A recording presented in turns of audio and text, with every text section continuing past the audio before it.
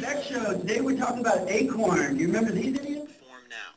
ACORN has goals including the registration of new voters and the advocacy of affordable housing. All right, really, how stupid can y'all be?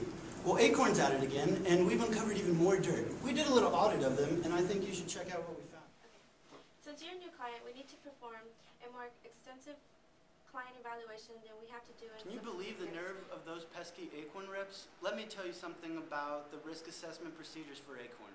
As far as internal controls go, what internal controls? Who in their right mind would ever consider using ACORN and internal control in the same sentence? Come on now.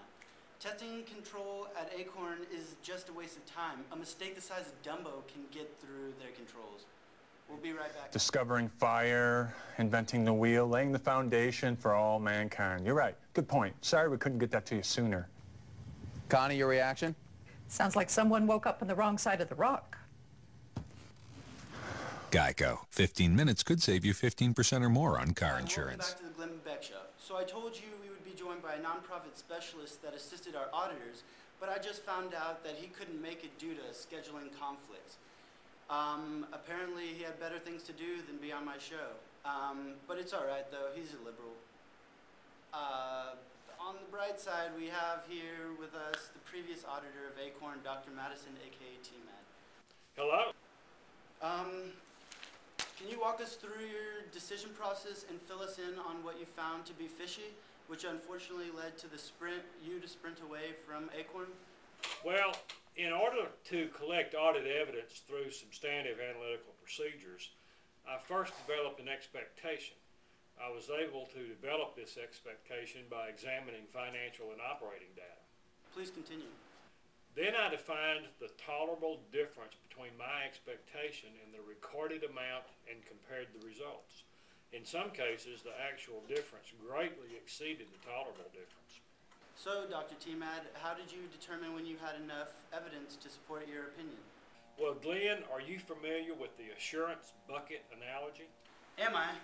Well, here's a little visual to help everyone else understand.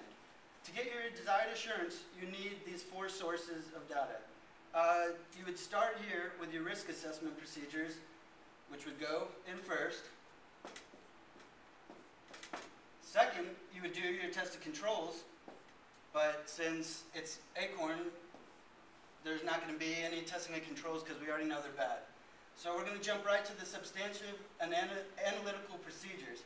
And that's going to be, for us, the second source. All right, and then if you need any more assurance, then you can finish the rest of the bucket with test of details, which is going to be your third source. So their internal controls are non-existent. How else would they have employees all over the country telling prostitutes to claim their 14-year-old employee as a dependent? Well, we found a lot more than just a few rogue employees giving bad tax advice. Oh, so what did you find? Well, I was performing substantive analytical procedures on employee compensation and realized that the difference between recorded wages expense and my expectation was much greater than the tolerable difference. I looked at the payroll records and discovered that ACORN was paying some of its employees based on a quota system for voter registration, and that's illegal. And that's why dead people and Disney characters were registered to vote, right?